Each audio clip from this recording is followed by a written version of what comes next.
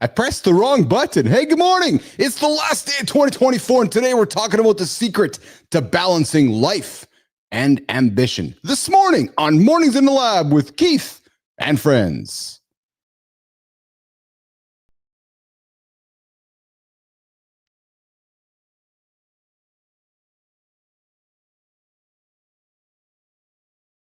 Welcome to Mornings in the Lab, where excuse when something negative comes up. Building muscle, blood flow.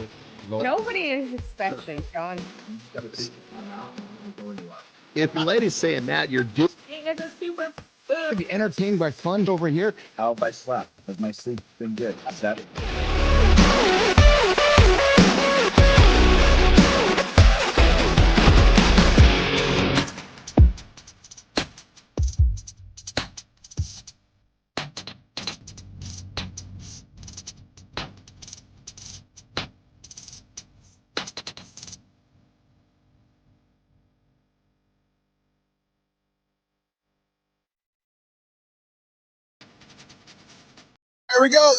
There we go. We're back at it. It is the last day of 2024, which we call the loop. And hey, it all restarts tomorrow. We're not ending 2024. No, we're just moving the calendar to the next date. And the loop's going to restart tomorrow. New Year's Day, we'll be back at 8 o'clock Eastern Time. Hey, I'm Keith Bilous. I'm the host of Mornings in the Lab with Keith and Friends, the only morning show to get your ass out of bed. I got Marty over there. I got Johnny over there. Producer Jimmy's on the buttons. And our community man, Tommy, is in the comments on LinkedIn, chatting with all of you. Hey, today we're talking about the secret to balancing life and ambition. Can you have both? Can you have a wonderful life and can you be ambitious at the same time? That seems to be the question, especially as we head in 2025. People are like, can I have it all? Yes, you can have it all. But listen, you gotta start by getting your ass out of bed first thing in the morning. And listen, I would invite you to tell the children, get out of the room, put the headphones on, walk them out, or invite them to some bad words that we might drop into the conversation today. Jimmy, let's bring up the boys this morning. I'm going to keep my camera over here today. I haven't had a chance to say hello to these two gentlemen this morning. The fine Jon Andersen in black on black with the red beret, with the good old stogie in his mouth, and Marty with the black on black with the red headset. Less brunches, more crunches, crushing it today. What's up, boys? What's happening, bro? Black on black. It is black on black. It's black on white. Well, normally it says black on black on black on black. Normally adds like a third or a fourth black in there, and then it says true story. Yeah. Well, Marty. But Johnny, we got to teach him. Johnny, we still got to teach him, man. He can't. As the show grows, he can't be all wrong, man. Hey, Marty. Last time I checked, let the little nutty cinch. Let the little nutty son of a bitch run about. That's part of the entertainment, Hold on a second here. Marty's black on black, right? So I'm partially right. I suppose if you're talking about the color of his skin, yeah. So I could say so. Okay, so Johnny's black on white. Bilous is fucking burning up here in the blue robe again. You're black on Canadian. That's it. Hey, the future 51st state of Canada here. We're gonna be neighbors. Well, we're neighbors. We might be cousins in the future, guys. And I gotta be honest with you. I might be kind of excited about that. I know that I got a lot of my Canadian friends that are like, Bilous, what are you fucking talking about? I'm kind of intrigued by joining my cousins over here, Marty and Johnny. Brother, I've always considered you guys cousins, or yes. There's I've never. I mean, I've had great experiences. Actually, I've had better experiences in Canada than I have in the U.S. 10, 15 years ago. I'm telling you, there was a time not too long ago, Marty, where Canadians were so fucking nice. It was unbelievable. Yeah. It was like, so fucking nice. Well, but what I mean by that is because their country hadn't got all fucking twisted up like ours yet. They were a couple decades behind us, And now Canada is just as twisted up as the U.S. is with all the crazy real estate prices, and people are just pissed off because life is hard. Well, there was a time up there, brother. First time I went up there, I actually had a rugby game up there. I was 18, and I was just kind of blown away with like, why is everybody so nice? It's just the way they were. You're just not used to that. We're used to people like you don't walk down the street and say hello to everybody. You know what I mean? You get that in a very small town where everybody knows each other, but you don't get that in cities. That's the way it was up there. That's the way it was up there. You've spent no time with my lovely wife and bonus daughter, Brooklyn. There could be a stranger 3 miles down the road, guys. Hello. Hi. That's perfect. I can see that. We need more of that. We need more of that, man. I'm telling you right now. We just by a simple hello and a smile, we spread this positive energy. And if everybody would do it, it would overtake all the negative shit. It's a quirk that I love of my wife. But I got to tell you, Marty. Go ahead, Marty. Go ahead. I was just going to say, I know one thing. When I went to the Canadian Winnipeg, Toronto and Winnipeg airport, they were too nice. No, it was Montreal, Toronto, and Winnipeg. Everybody was nice. Look, we're nice. You're late to the party. They're all pissed off up there now. Well, listen, I go to customs. They're like, hey, how's it going? Yeah, go through French or English. It's real nice. You go to customs in another country, they looking at you like they looking for some shit. They trying to find some weed on you or something. True story. I know. You're absolutely right. It's well, and Marty, I got to tell you, man. Sometimes I'm like, when we're leaving an event, Johnny, I'm not sure if it's with you and Terry. You know, I think this is like a couples thing, Marty. But when we're leaving an event, I'm like, okay, let's pretend we're leaving at 9 o'clock. I'm like, hey, Lauren, let's leave at 9 o'clock.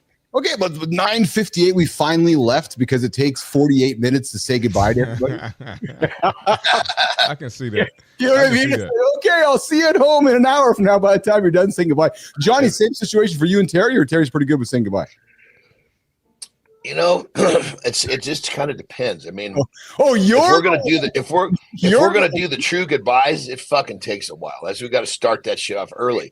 Or what I'll just do is sometimes she'll be with me. I'll just say, what do they call it? The Irish goodbye, where you just you go and you quietly say goodbye to the person that hosted, and then you just fucking sneak out the back. I must be Canadian because it takes me a long time to leave too and say goodbye to everybody because I get all these side conversations. I'm the same way. That's awesome. So hey, I thought today we're going to keep today's show quite late. We're going to do an hour here on New Year's Eve. Adam might be joining us. I'm not sure. He sent me a text yesterday. He says, "Are we on for tomorrow?" I'm like, "Sure." And then I realized that I didn't really send him the topic. And Adam's a guy who likes to be prepared. And I know all of us are like, we just fly by the seat of our pants. We just hop up in here, man. We just go, right? So I got a whole list of topics here to throw on the table. But I got to tell you guys, so people were asking me yesterday, like, so Keith, how do you come up with titles for the show? And I'm going to reveal a big secret. I use vidIQ.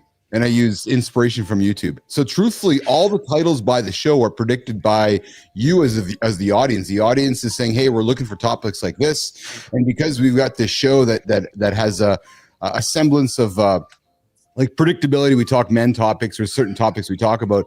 I look to these two platforms. They give me titles to select. And one thing I've noticed, boys, is that, for about 90 days or so back for the last few months, we were testing titles, testing things, and some of our stats were reflecting those testing. Now, since we've kind of worked back to our narrow view of what titles work for us, we're seeing the impact on that. So the truth is, go ahead, Marty. I would say, you know how I come up with titles, and this might help someone. vidIQ might be good for some people, but my method might be good too. Actually, I didn't even know I was doing this method until I watched Vince McMahon. I used the Vince McMahon method. Oh, do tell. To come up with titles. Who can I piss off? Yeah. Who can I make laugh? And who can I make say, oh yeah, I want to talk about this shit. Like I got to get this off my chest. I use the Vince McMahon method. That's how I come up with titles. There's nothing wrong with that. That's actually pretty solid, brother. So since we're talking Vince McMahon, I know that I've been on your ass for the last few weeks saying you got to watch the McMahon documentary. Did you finish it? I got 30 minutes left. So without the last 30, I'd love to hear your POV on it. What was it? Good morning, Enzo. We got the future joining us today. It's already New Year's. Enzo. We haven't seen you in a while here, brother. So what was the thing you took from that series, Marty? Was there one or two things that really kind of hung out for you? Yeah, there's a few things, but just off the top, the ones that stood out were you got to be ruthless, right? So you got to be able to evolve and separate from whoever to keep, to elevate in business. Yeah. Yeah, you got he's fucking. Yes. He told his son, if you want that idea to go, you better stab me right now. I know, right? I said, what the fuck? Yes. Yeah. I know. And but here's a man who will do the shit that most people won't do. Well, that's it, Johnny. That's exactly it. And time in the game. So through all the bullshit, he stayed in the game. He didn't sell the company or try to get rid of it. He was competing with Turner, with WCW. So I mean, that's just, I got a lot of respect for him. I mean, I always had respect for Vince McMahon, but now we saw the behind the scenes. I really got a lot of respect for him. Yeah. So I have two views on him, Marty. So obviously I think we can both agree he's somewhat of kind of a freak as a human being, more than likely. Right. I would say that he was living out his sexual persona as Vince McMahon on the air for so many years, and it eventually caught up with him. But I will say that, Johnny, I couldn't. So I know you're all about learning, John, when you watch stuff. I could not encourage you enough to watch this, man. I believe you'd really enjoy it because of the business things, the impact on culture. Oh, John, I love it. Hey, Marty, I think Johnny would love it. I really do. I think he'd really love it because I'm sure Johnny knows a couple of them guys that were in and out. Too. Yeah, I'm sure Johnny knows something. I would think so too, Johnny. Yeah, and then and you keep him on him, and I'll check it out for sure. But there's, I'm when you're in the business, you're privy to a lot of information. Yes, you know what I mean. Yes, and you're privy to a lot of information of how it works from the other side of the the camera, so to speak. Yeah, so you don't. I mean, I've never worked directly for Vince, but I got a lot of buddies who have, and there's a pretty common theme coming back every fucking time. You know what I mean? So I can believe it. Yeah. And so it's, I guess what I'm getting at is that I'm sure it's going to be entertaining and valuable, but I would almost guarantee that I've got a perspective that show doesn't have, because when it comes right down to it, there's a lot of shit that doesn't get put on that stuff. Only so much is going to be put in that light. Yes. Well, I would say this, and I don't want to put Vince down or anything, but you get that many allegations and all that bullshit. Some of it has got to be true.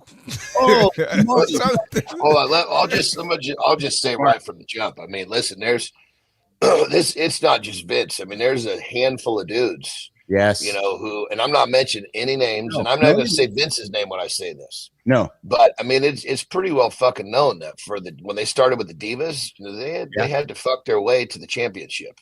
I believe it. Yeah. I believe it. When it was blank. Well, Johnny, it was, and Marty, right? It was somewhat alluded to without actually saying it in the series. And hey, actually, Marty, Johnny, you know this, Marty. So Bill Simmons made that. Remember Bill Simmons from ESPN? Bill Simmons? Yeah, so controversial, like broadcaster, public guy. So Bill Simmons is the executive producer of that series. Actually, he made that series, so he's the guy behind it. But Johnny, I'm not surprised by your comments there, because they alluded to it in the series, and they even talked about Sable and so forth.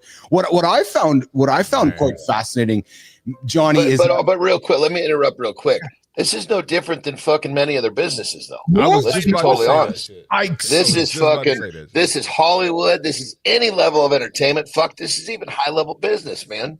Politics. John, you're absolutely right. But again, I think politics. Oh Christ, they're fucking sucking their way to the top. Are you kidding me? Yeah, but what I think, Johnny, what's so fascinating, and Marty, I suspect you'll agree with me on this one, is you are bang on, John, with your comment about that this happens everywhere. But I'll take my glasses off for this one. What struck me with this was the impact that WWE has had on North American culture, right? So the way that men treated women, the way that men have and I'm not pointing fingers. I'm just purely saying that look at the impact it's had on culture, and then you can just arrive at your own opinion after that. Marty? Yeah, I think, the culture, the negative things about culture, I don't think it came from strictly WWE. I think there's things that had a heavier influence on the negative parts. Yes. But definitely, because I know I got in trouble a couple times for doing some of the WWF stuff at school. Yeah. Well, you know what? I look no further than just one character, which I think summarizes it quite well. And we'll go to the accountability check-in here in a moment.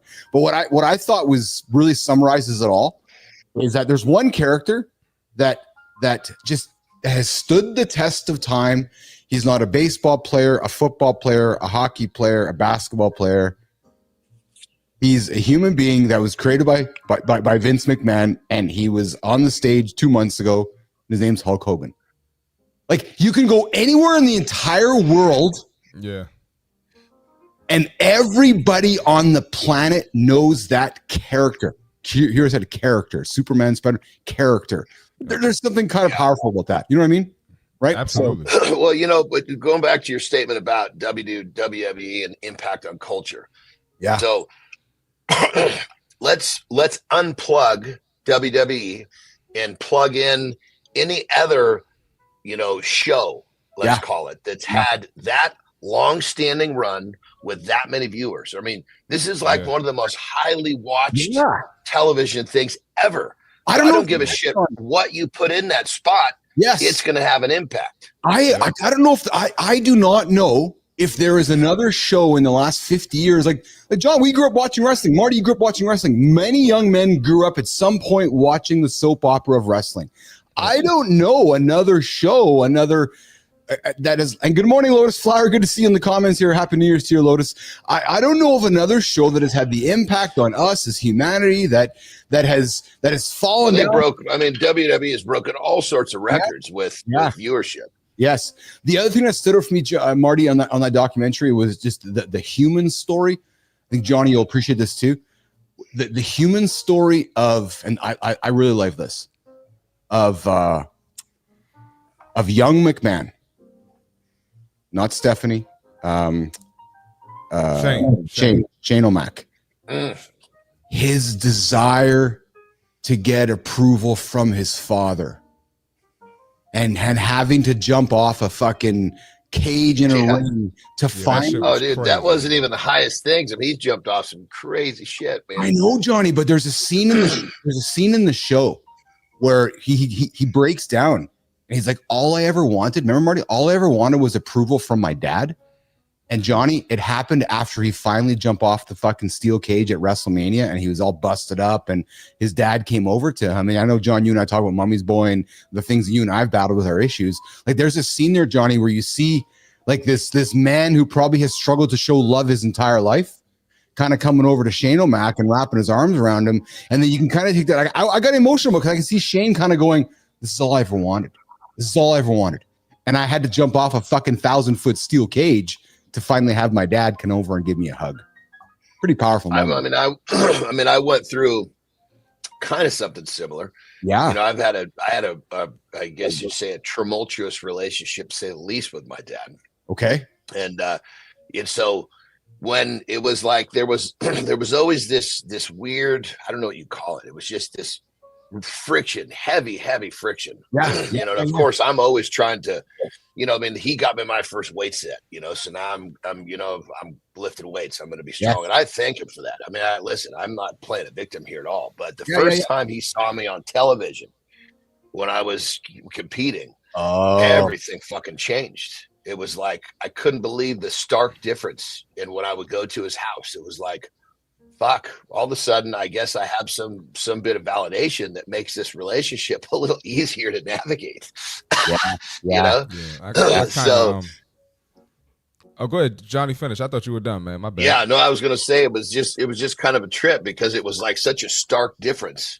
Yeah. And then unfortunately, as my career went on and yada, yada, there was like, that it kind of drifted back the other way, I think I could have stayed in that certain spot. I don't know, but it was just that what I'm getting at is the difference when all of a sudden, boom, there's some validation there. It's just like a fucking monkey is off your back.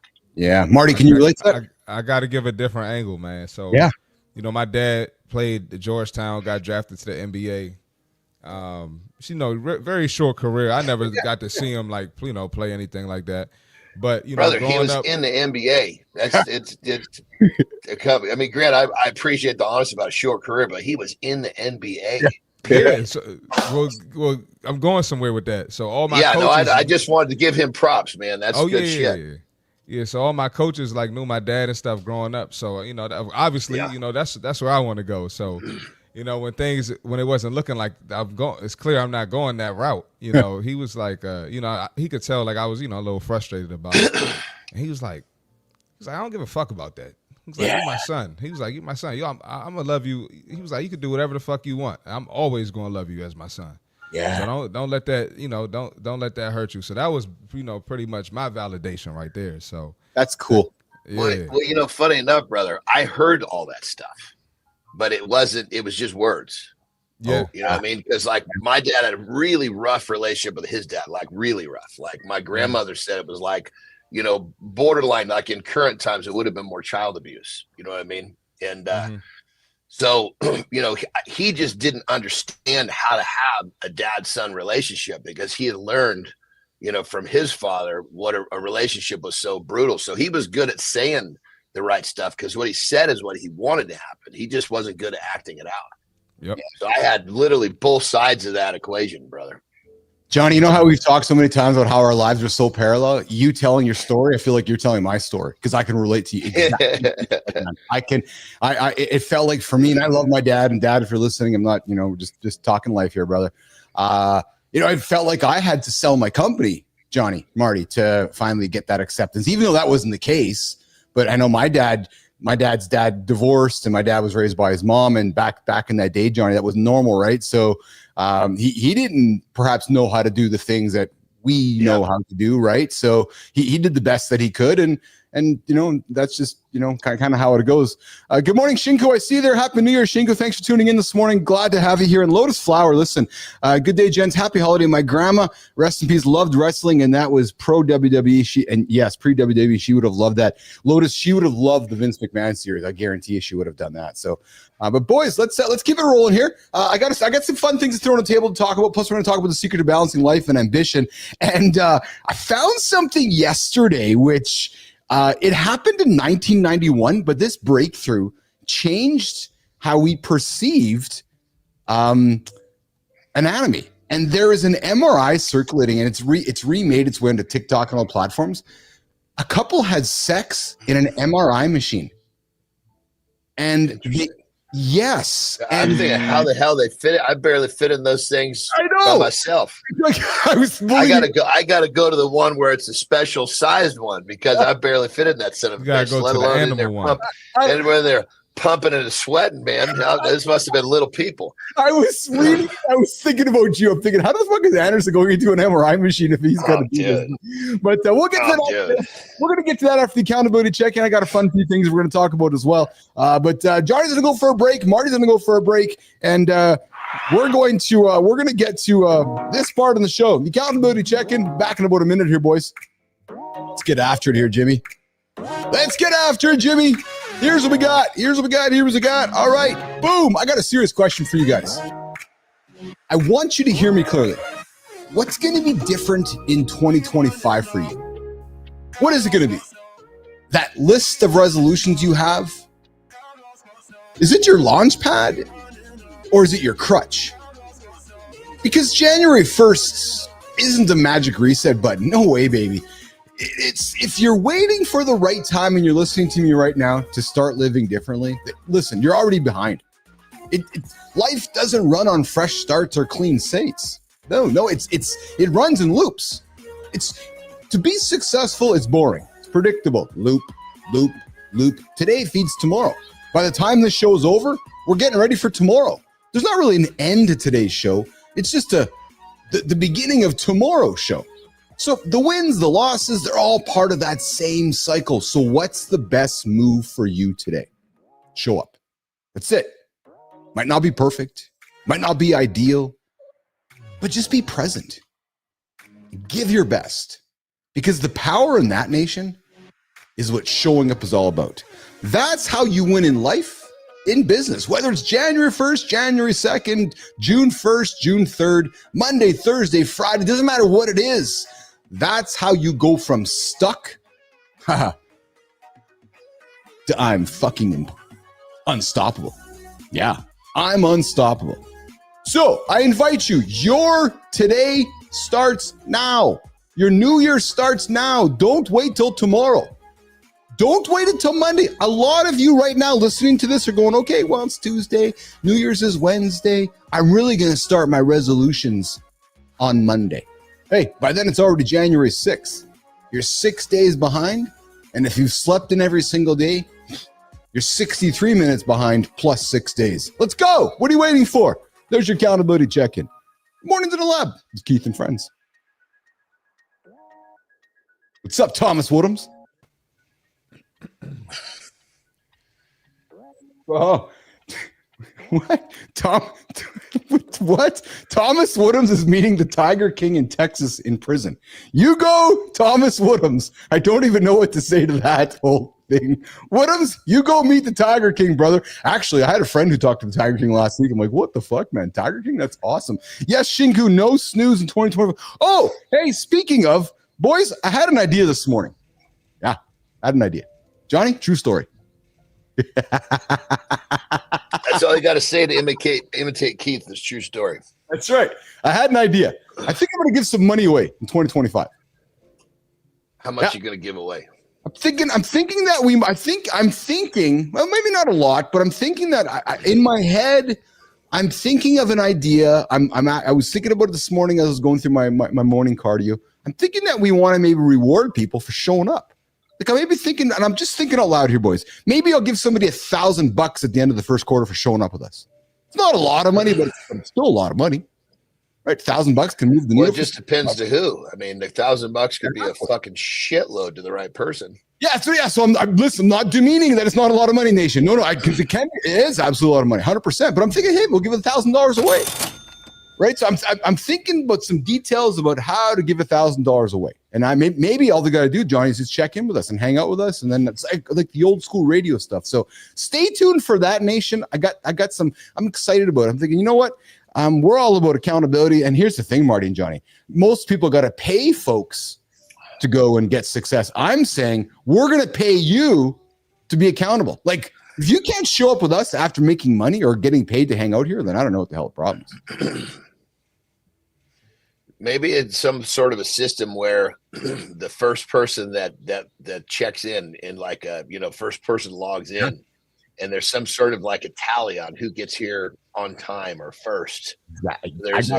It's not just a wander on in and, sit there and do what you're doing while but it's get here and say a word, like get here and say kick ass, or get here and say whatever, 2025. So there's an action that has to be repeated. Yes, that earns that money. I'm thinking the same way, brother. I'm thinking the same way. So I'm thinking that I'm going to roll that out here in a couple of days here. I have kind of some ideas around my head with this that we could have some fun, and then maybe we'll invite our buddy Kurt Stein to be like the auditor on my money, so we know. So people are like, this guy fucking scammed me. You're going to say a quarter, right? If it's a quarter, take 1,000 divided by how many days? Yeah, and everybody's getting here and trying to check in first because they get you dole it out a day at a time. Not that so at the end of the quarter, who's going to get the most? Yeah, so I got a few ideas. I'll still here's what I'll do. I'm going to work on it. I'll share with you guys in our private little chat. But I think we can have some fun with that. But let's look at this, guys. So Jimmy, I got this. Before we bring Adam House into the lab here, Jimmy, I got this visual here on the screen, Jimmy. I don't know if you can see it. I'm going to give it to you here, Jimmy, in the private chat. It's the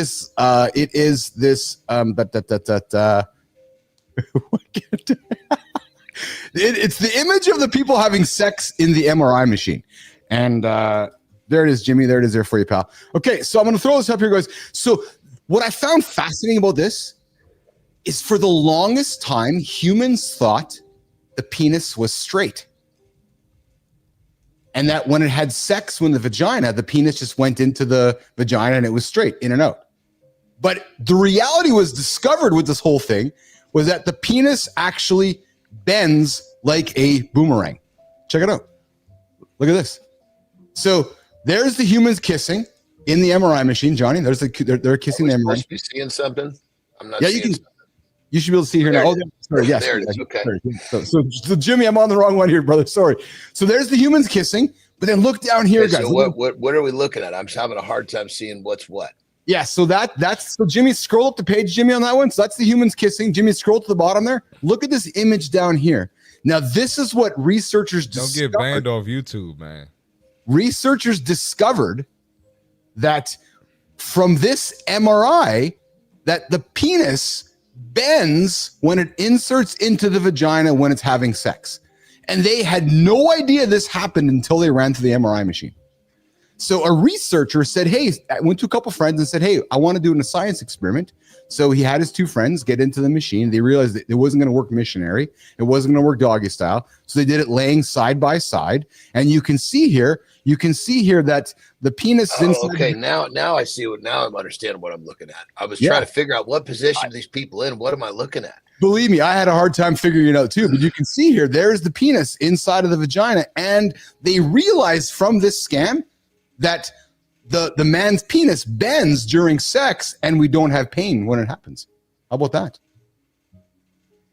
There you go. A little bit of my first question is, you know, when you get like that piece of wood that's like it's like a glass cutter, man. Yes. That thing ain't bending going in there.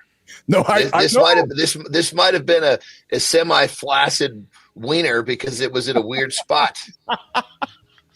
Is that what it was? We're having a conversation about the penis bending going in during sex. Well, I guess there's a lot of variables to this whole thing. This is true. Yeah, absolutely. Yeah. So the diamond cutter, but apparently, so that was the big discovery. And then after that, what they discovered that they then encouraged a bunch of other human beings to have sex in MRI machines so they can keep studying it. So there you go. A 1991 discovery that has come to life today because Johnny, children today are like, hey, they found it on TikTok and it's become this big TikTok viral thing because humans are like, oh, wait a minute, that's what the penis looks like when we have sex. There you go. I mean, definitely an interesting perspective. I've never seen a vantage point like that. Took me a second to figure out what I was looking at, but definitely interesting. Marty, what would you like to say about this? I'm still, I don't even know the second image. I don't know what's going on. Was that thing on? You know, it's, you know, when they're on, they're making all that. Was the thing on, or were they trying to fight through that terrible noise, or were they just in the machine? No, it was on, Johnny. It was on the whole time. Oh, Jesus Christ. Yeah, I don't know. I watched mine go in and out a few times. I don't think it was bending, so I don't believe it. I don't think it was bending. That's because you got a good piece of wood, Marty. You know, you got a good piece of wood, it doesn't bend much. Hey, I know I talked about my pops earlier, but shout out to my pops. He looked out for me. You know, Johnny, I know you got all daughters. Keith, I hope you bless. Hope you bless. I looked at mine and it wasn't bending. What did he say? What did he say? He says, I looked at mine going in and out, Johnny, and it wasn't bending. So that's what I'm saying. If you got a good piece of wood, there's nothing about a piece of wood bends. Yeah, shout out to my pops, man. No. Yeah. Shit.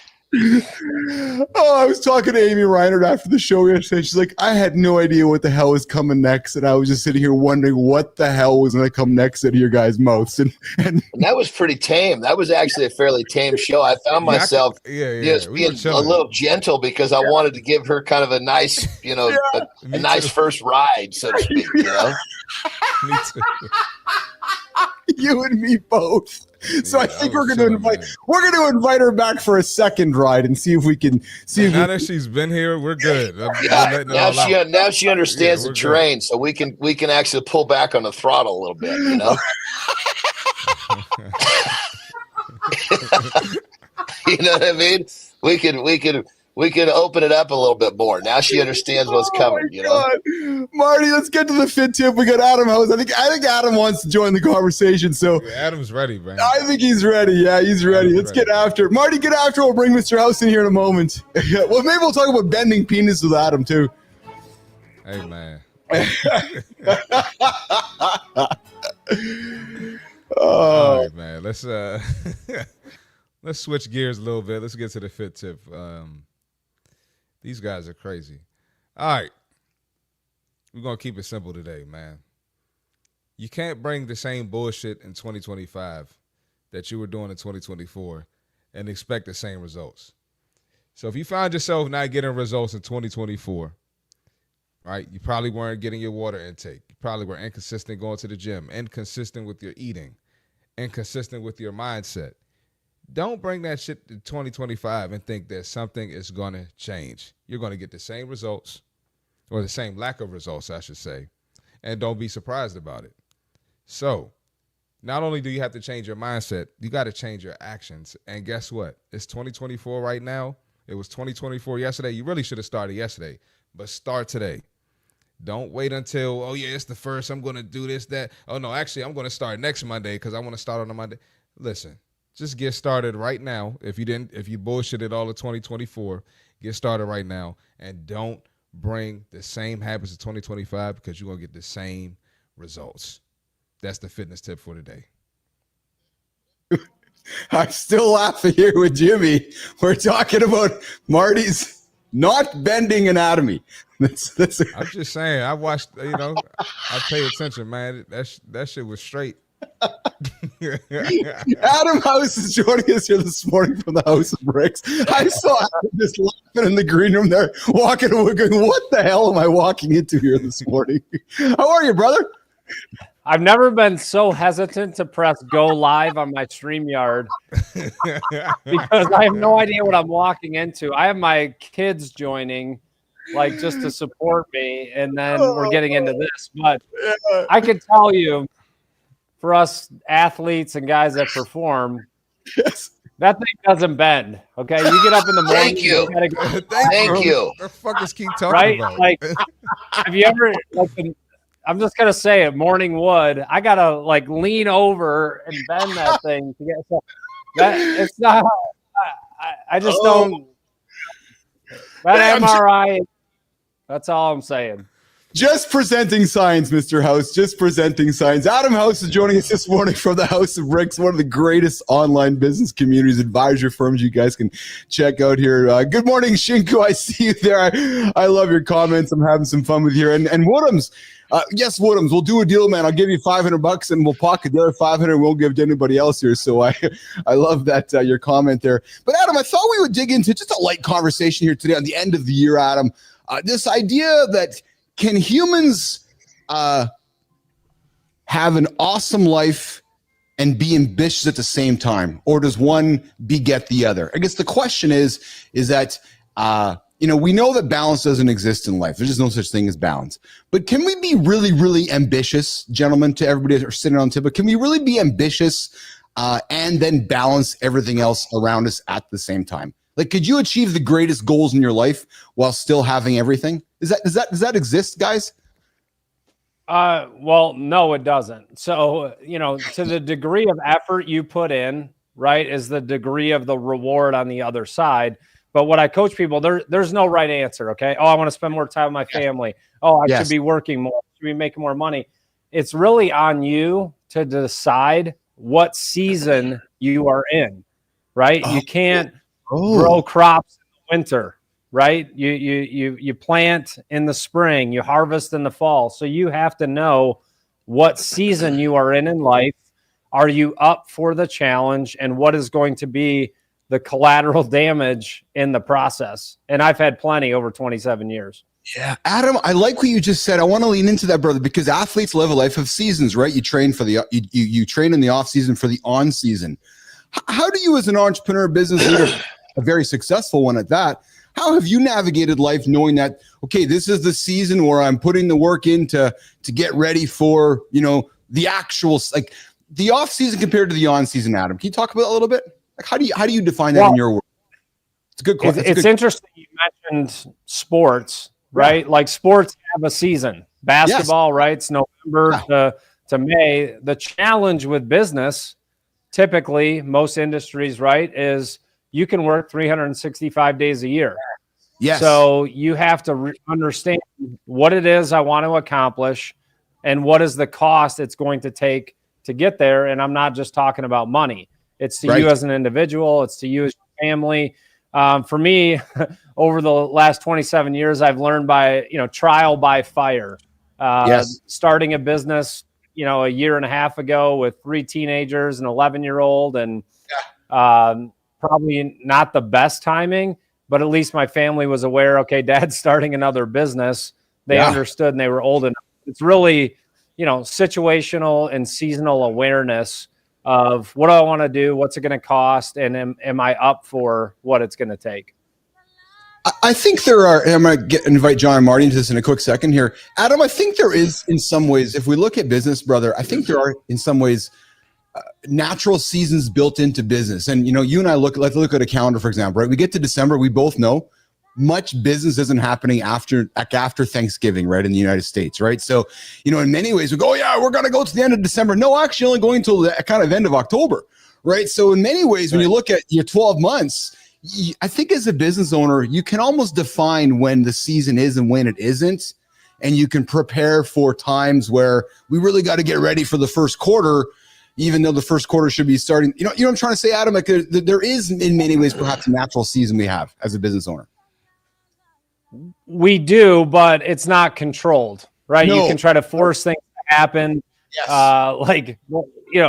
The last 2 weeks of the year are absolutely a nightmare for me because all I can think about is how I'm going to dominate 2025. So like CMarty on his, tip, they're like, oh, I got to start on Monday. Well, Monday's January 6th. Why not start on New Year's Eve and go for a run, wake up? It's just like any reason to delay progress, we'll find a way.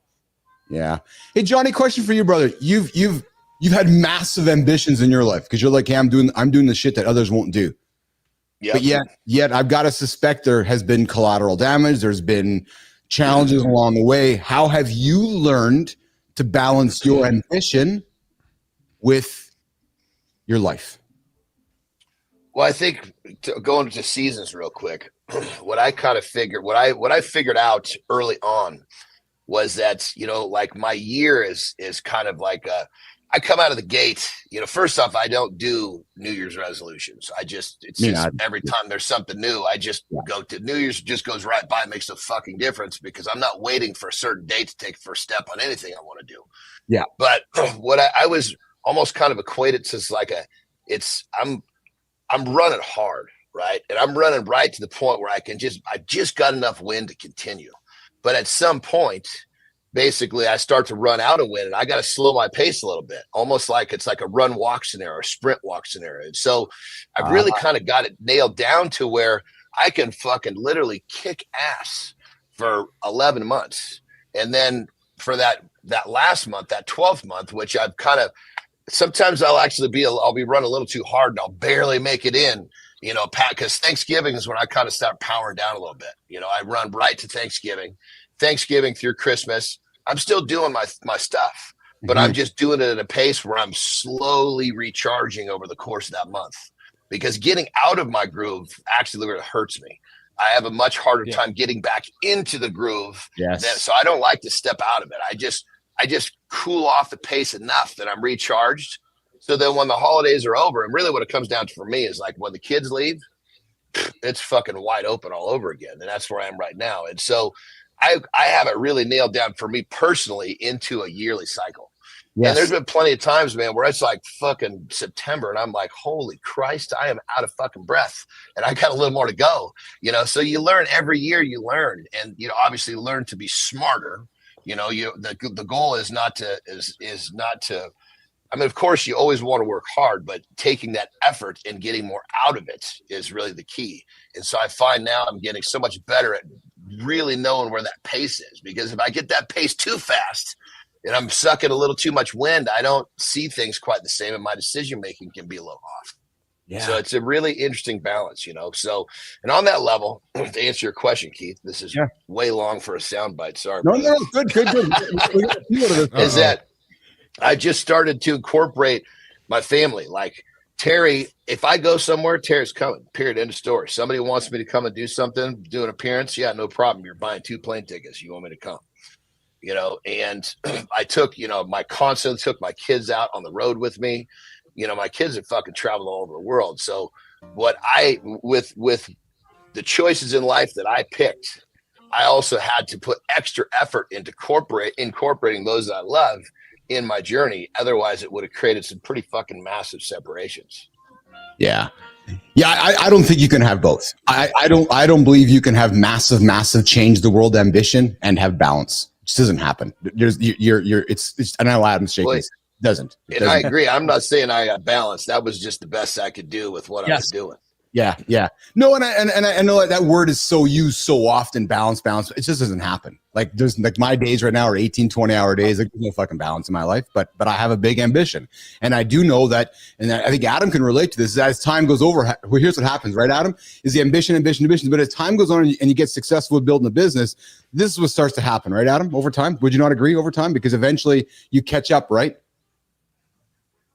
Yeah, no, it does 100%. And again, like, you know, I've had a strange career with multiple exits. I get these gaps in between of, you know, building a business, selling it, then starting another one. But you have to think about, like, as a father, right? A lot of male listeners. Yeah. What are you teaching your kids if you're not getting up every day? You're not grinding. Like, they may not have the success that you've had. And so for me, my motivation is my example, not the outcome. So if my kids see me getting up, hey, dad's got his morning routine. Dad's doing what he's supposed to do. He takes care of the family, comes home, work at night, you know, like that's because they may not have the success that you've had. Right. And so it's more about the disciplines and the accountability and how you live and lead your life. That's the biggest value. Because I was like, oh, man, I've been grinding for 5 years, just sold this company. I got to make up this time with my kids, you know?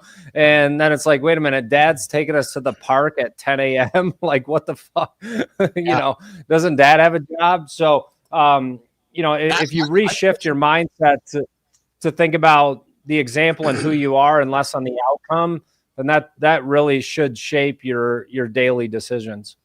You're just dropping a nugget there, brother, because I know when I came back, it was the same reason, Adam, because my kids saw the net result of the hard work you put in or I put in, right? It's like, oh, hey, dad did well in life. And all of a sudden there's a bank account. I'm like, no, you haven't seen how I achieved it. Right. So like I went back to work a couple of years ago, they rolled the sleeves up so the kids can see the work to put in to achieve the end results, not just waking up and having the end results. Right. So there's a big difference with how that works. Right. So, let me add this real quick. When my clients say they need balance, you know what I tell them? What? You get too much balance, you're gonna be balancing that belly. So you don't need. That's the last thing we need. We don't need balance. All right. One side is always going to be more than the other side. You're going to be balancing the plate on the belly is exactly what they're going to be doing. Adam, so listen, as we're, you know, let's leave a nugget for somebody tuning in. It's the end of 2024. Is there anything you would leave somebody to hang on today around this idea of balance and ambition, fatherhood? Maybe summarizing 2024 as going to 2025. I like what you said. Don't wait till Monday. It's already the 6th. But Adam, as we wrap up the segment, how would you like to close it off with the secret to balancing life and ambition? And is there such a thing, Adam House? There isn't. I don't know why I'm laughing so hard. My mind went back to the MRI image when you talked about balance. You know, so like, the only thing I want to leave you with is not all doctor results are accurate. Okay, so I gotta see that to believe it, because that ain't me. But no, I mean, look, our you know, mantra within the House of Bricks is my bad. What's that? My bad, Adam. They're gonna sell us something so it doesn't bend. They're gonna come up with a new medicine so it doesn't bend when you're having sex. That's exactly.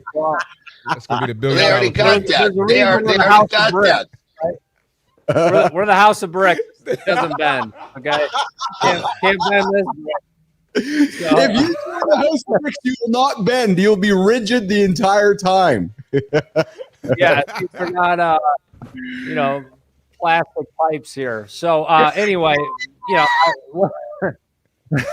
we're gone. I'm gonna try to bring it in. So listen, 2024.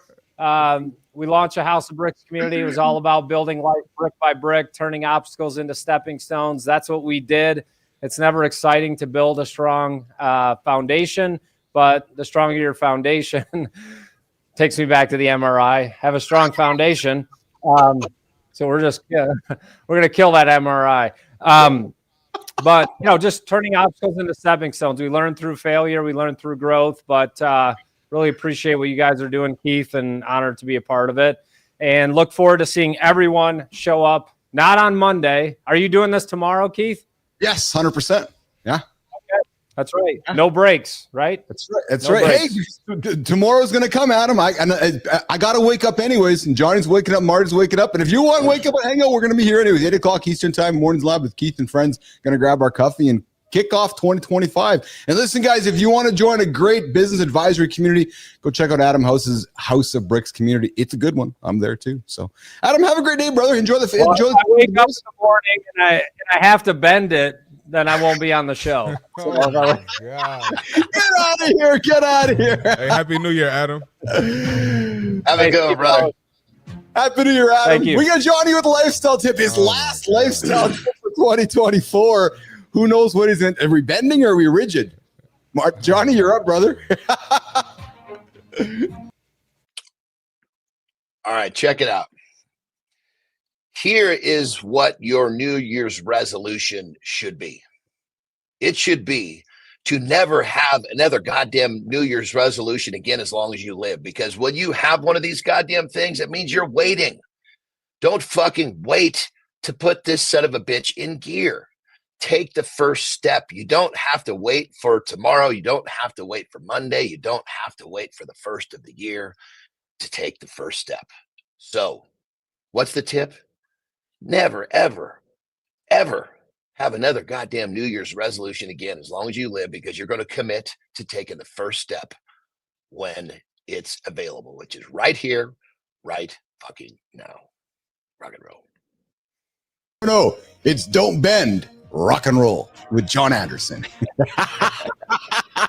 There's a lifestyle tip every day here at 8:45 Eastern time. Adam was funny today, man, dropping some nuggets. And we got some. You're worried if he was going to partake in the conversation. Shit, he ran the conversation. He did. Oh, I loved it. Well, we all have not been able to stop thinking about Marty's solid morning wood looking that it's not bending along the way there. So, but listen, boys, I don't think he was. I don't think he was talking about morning wood when he was talking about not bending, brother. No, he's talking about his own equipment working quite well. Speaking of own equipment working well, so at the end of every year, Google does this big search Google does this. They release popular searches and popular trends that have been circulating around the planet, and there is an interesting new fetish, gentlemen, that has been highly Googled in 2024 that some are suggesting might be quite popular in 2025. Johnny, I haven't heard of this one before, brother. And I know Marty has. Maybe Marty has. Maybe this is a generational. Hold on. This is a Google search, like a highly, is that what it is? Yeah. So Okay. humans, Johnny.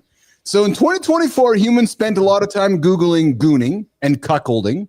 Right. But yeah, I don't know. I haven't checked into gooning yet. I'm going to get there. But apparently there's a lot of searching right now around this idea of vorophilia. It is a fetish, gentlemen, that so let's talk about this. Okay. So vorophilia has had a 26% increase in searches this year. So what is vorophilia? It is this erotic desire to consume or be consumed by another person or creature. Consumed like eaten? Cannibalism is illegal in many countries across the globe, but there's a distinction for vorophilia because you're not actually eating the human, but there's this idea of eating the human and consuming the human. So there has been 20. So it's basically like a fantasy. Yes. So people with vor fantasies, gentlemen. Marty's loving this. Johnny, this is a generational thing. People with vor fantasies might express themselves through stories, artwork, role-playing, or online discussions in forums like Reddit. But the reality is that more people are fantasizing about vorophilia because we can't eat humans. So there's this fantasy about the closest way that I can maybe perhaps show love and affection is to consume you as a human being. So vorophilia. There you go. Well, here's my question. If you're going to eat somebody, what the fuck are you going to eat first? What are you going to eat first? What's it? What I mean, think about that. What? I I mean, if we're going to talk about, this whole thing, if you're fantasizing about eating somebody, consume what the fuck you can eat first? What is it?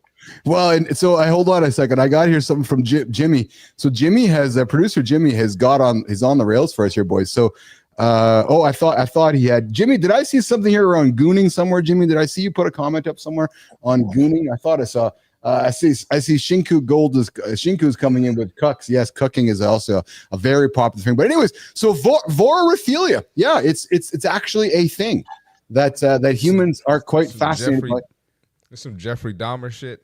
Yeah, well, see, that's just it. That's what the article refers to, is that humans are kind of thinking around just this idea of fantasizing with Jeffrey Dahmer type shit.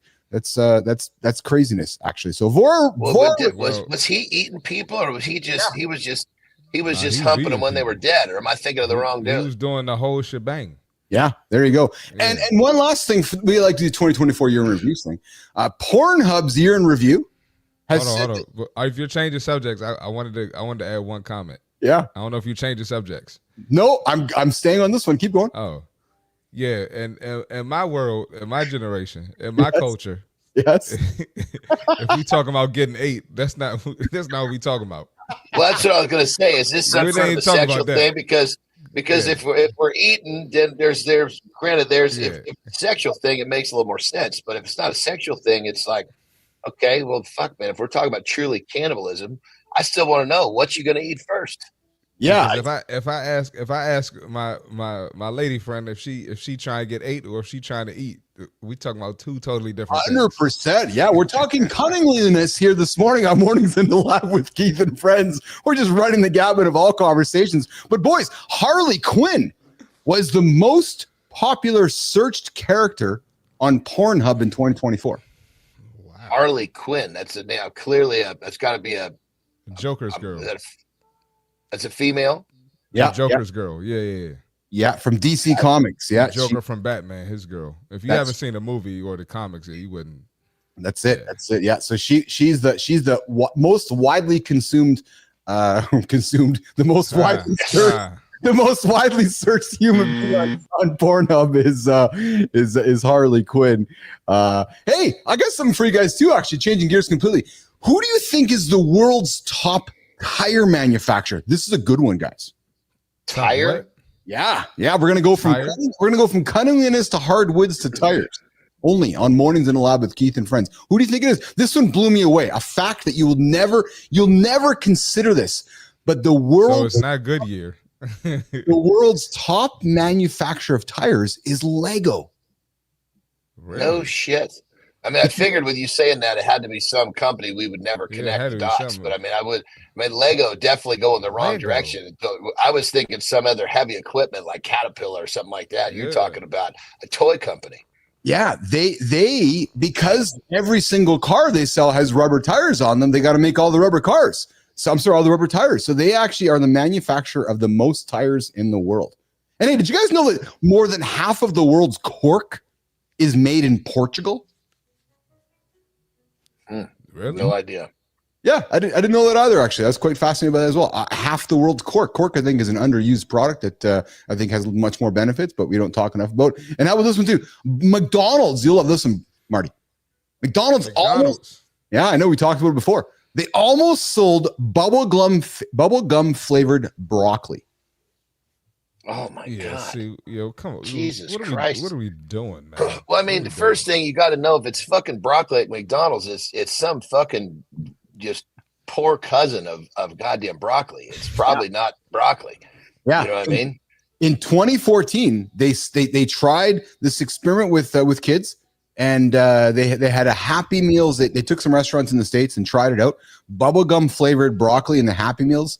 In a testing group, kids weren't impressed, so it never took off. No shit, it never impressed kids. Yeah, of course. Well, I suppose they were trying to think like this. If a fast food restaurant could nail down the problem of kids not eating their vegetables, that would be a huge fucking place for lazy parents to take their children. Yeah. That's right. Well, McDonald's, they doing what they need to do as, look at how obese the country is. They doing what they need to do. They don't need to switch anything from a business standpoint. This is true. All right, boys. Well, listen, I said today we're going to do an hour on the show here today. I know Marty, what's on the agenda today, pal, for New Year's Eve in the Gold's Gym world of Christopher Martin? I'm gonna go there for a little bit, not the full day, and then get my workout in and podcast later. I always podcast on New Year's Eve. Nice. Excuse me, Johnny. What do you got on the agenda today, pal? You and Terry doing something today? Yeah, there's this here at the Lake, our California house, that we have like huge fireworks for 4th of July and for New Year. So nice. I'm gonna see, but it's at midnight, man. So that's a stretch for me. So I'm gonna see if I can turn my 15 to 20 minute nap into 90 minutes, which will give me the gumption to make it to midnight. But I don't know if it's gonna happen, so we'll see. Yeah, I hear you. I think Laura and I are gonna go for dinner and just maybe hang out a little bit. And call me nerdy, call me whatever. I thoroughly enjoy sitting down and watching Anderson Cooper and Andy Cohen on CNN for a couple hours. Those couple goofballs just talking away shit, and so that'll be fun. And then my goal here is so I'm in the central zone. So if I'm in bed at 11 o'clock, Johnny, that's midnight Eastern time. So if I'm in bed at 11 o'clock, that gives me a good, maybe ideally half a dozen hours of sleep for tomorrow morning. That's my goal here today, is to get some sleep and be back for tomorrow morning, 8 o'clock Eastern time. Looking forward to it. Yeah, my justification is when those fuckers, it's like a 15-minute 20-minute fireworks. It's like a fucking huge one. So my justification, if I'm not awake for it, that motherfucker's going to wake me up anyway. Yeah. I've always not liked New Year's because everybody makes it such a big deal of things, and I'm like, it just causes me stress actually. So we're good. We are good. So all right, Marty, we're gonna walk you out of here, brother. You out of here? I'm gone, man. I'll talk to y'all tomorrow. We'll talk to you in the new year. Yeah. In the new year. Let's talk to you. See you guys next year. Yeah, great year, fellas. Great year, fellas. Actually, awesome year, Marty. Good year, brother. We'll see you in 2025. Yes, sir. Beautiful. Johnny, I'm doing the creator spotlight. You're more than welcome to stick around. If you got to rock and roll, I'll talk to you tomorrow as well. I'm going to jump too. I want to make sure that I get everything done before I can have a great second half of my day with my lovely wife. Beautiful. You guys go rock and roll. Have an awesome one. I appreciate both you guys. I love you all. Awesome 2024. We'll see you guys in less than 24 hours for the start of the 2025 loop. Yes, sir. All right, man. All right, boys. Have a good one, guys. Take care. All right, Johnny. All right, Marty. All right, they're getting out of here. Jimmy, we're going to keep it rolling, brother. We're going to keep the show going here. It is 9 o'clock Eastern time. I said we're here for an hour today. We're going to stretch it a little more, a few more minutes, because we have the segment of the show which we call the Creator Spotlight, where we take somebody on the LinkedIn platform and we celebrate the hell out of them. So just give me a second here to get him sorted out here.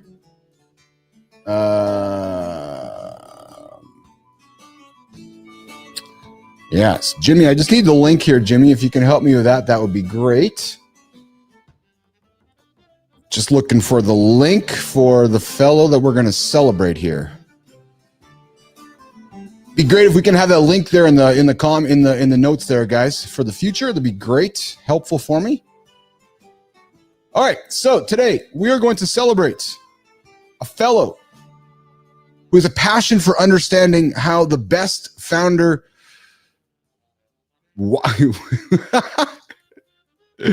Oh, Jimmy. Let's do this again here, pal. Let's there we go. Thank you, bud. Yeah.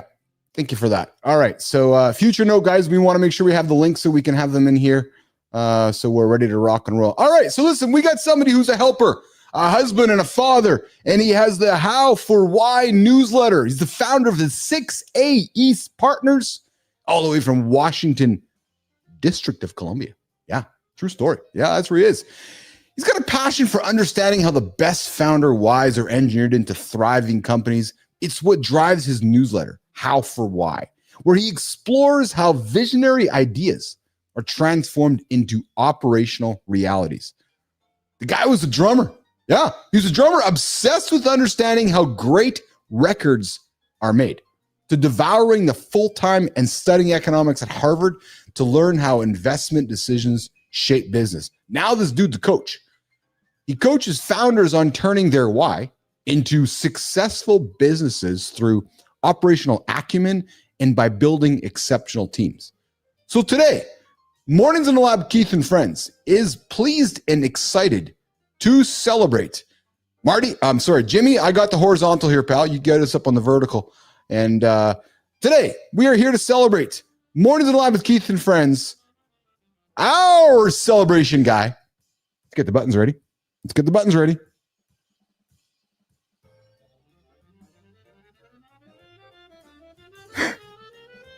There it is there. Jon Bruton. Yes. What's up, Johnny? Johnny, we're celebrating you today at Mornings in Live with Keith and Friends. Listen, I stumbled upon Jon's profile here, and I was like, yes, we got to talk about Jon. We got to celebrate Jon. We got to talk about why he's doing some great stuff. Check it out. Here's, I looked at his feed here, and one of the things I really loved was his most recent post, which was most leaders focus on the wrong things. He's absolutely correct. And then he gets into these 8 traits that change everything. Right? He gets into authenticity, curiosity, analytic reasoning, adaptability, creativity, comfort with ambiguity, resilience, and empathy. Jon Bruton has it all figured out. I could not encourage you enough to check out his profile on LinkedIn, follow him, and then Johnny, what we want to do, we want to invite you here in the lab so we can celebrate you, Mornings in the Lab with Keith and Friends. And there might be somebody in your orbit that we can bring into the lab and celebrate them for you. So Jon, come hang out with us in Mornings in the Lab with Keith and Friends so we can spend some time celebrating you. But Nation, I invite you to check out Jon's profile. He's over here on LinkedIn. He's the helper, the husband and father, and he's ready to rock and roll and help you along the way. So there you go. Johnny, celebrating you, brother. Have a good one. And looking forward to welcoming you here into Mornings in the Lab with Keith and Friends. Okay, so there we go. That's it. 2024 is over. Yeah, the show is wrapping up today. Back here tomorrow, 8 o'clock. So for all of you that are hanging out tonight, I encourage you to have a safe New Year's Eve evening. Be responsible or not. Have some fun with your family. Don't think about waiting to start your routine on Monday. Come back here tomorrow, 8 o'clock Eastern time. And hey, we're maybe working on a contest to get you guys showing up here as well. So Jimmy, on behalf of Marty, Johnny, Adam House, our creator spotlight, Jon Bruton, Shinku Gold, Lotus Flowers, Thomas Woodhams. What's up, Scott? See you there, brother. Have a blessed night. Yes, we'll see you tomorrow, Scotty. I appreciate you joining in. Hey, Scott, listen, you've been consistently showing up for us, and I know you have choices where to spend your time. I'm really grateful that you choose to spend your time with us in the morning, man. So I appreciate that. Listen, remind your friends, tell your friends you've discovered the greatest morning show on the planet here at Mornings in the Lab with Keith and Friends. Scott, I appreciate you. Woodhams, I appreciate you. Stay out of jail, Woodhams. Don't go see the Tiger King. Jimmy, I appreciate you. Walter, Melissa, all of you. You guys have a great one. We'll see you all tomorrow, 8 o'clock Eastern time, right here, Mornings in the Lab.